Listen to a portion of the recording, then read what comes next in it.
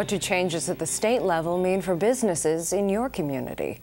I'm Jill Horner. This is Comcast Newsmakers. With me this hour is Michael Egenton. He is the Senior Vice President for the New Jersey State Chamber of Commerce. Thanks so much for being with us. Thanks for having me. Before we get into the impact of some decisions made at the state level, let's talk a little bit about the Chamber, who you represent, and you're actually celebrating an anniversary. Right, we're celebrating our centennial anniversary, 100 years in existence. And interestingly enough, our founding father, who started the State Chamber back in 1911, was none other than Thomas Edison, who brought all the businesses together in the state and signed the charter organizing the New Jersey State Chamber of Commerce.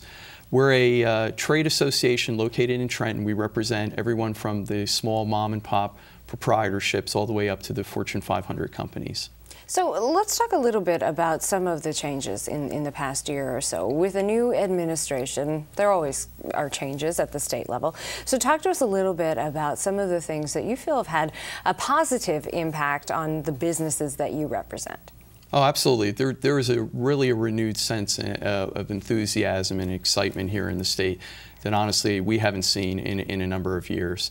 Governor Christie and Lieutenant Governor Guadagno have held the line on the income tax increase that was proposed for the past state budget. We've seen the creation of the Business Action Center, which will centralize all economic development activities under one roof.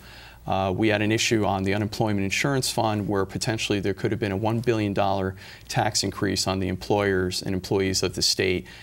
We staved off that. So we've seen a lot of different measures going through that the governor has proposed and the legislature has enacted, helping the business community. That sends out the right message to folks that are looking at New Jersey and looking at possibly, moving a business here, or quite honestly, helping to retain the companies and businesses that we currently have here. When we talk about the idea of streamlining processes, the red tape review, Business Action Center, what does that mean for potentially attracting new businesses to the state?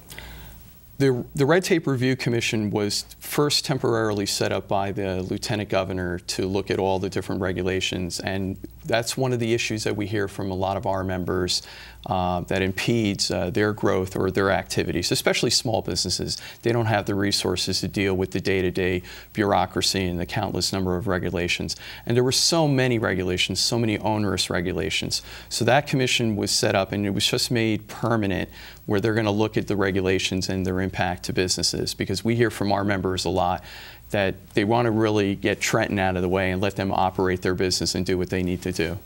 Now, let's talk about some things potentially down the line. And something we talk about on this program quite frequently with mayors is the governor's proposed toolkit and some of the measures contained within it.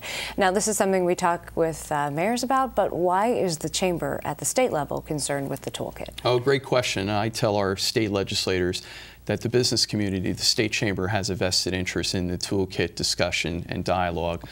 Mainly because we pay 40% of the property taxes here in the state.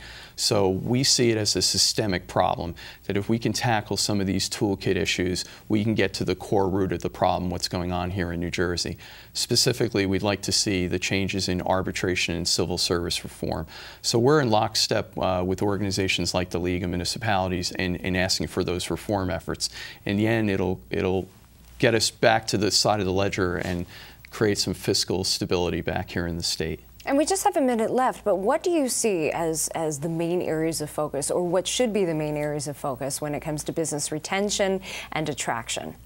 Well, certainly we'd like to see more done in the way of tax incentives and keeping businesses here and working very closely. And the governor and lieutenant governor have done that, and we're anticipating that there'll be an unveiling of more initiatives coming about during the State of the State address, which will help the business community. So we're looking forward to that. Thanks so much. Thank you. We've been talking with Michael Egenton, Senior Vice President for the New Jersey State Chamber of Commerce. I'm Jill Horner.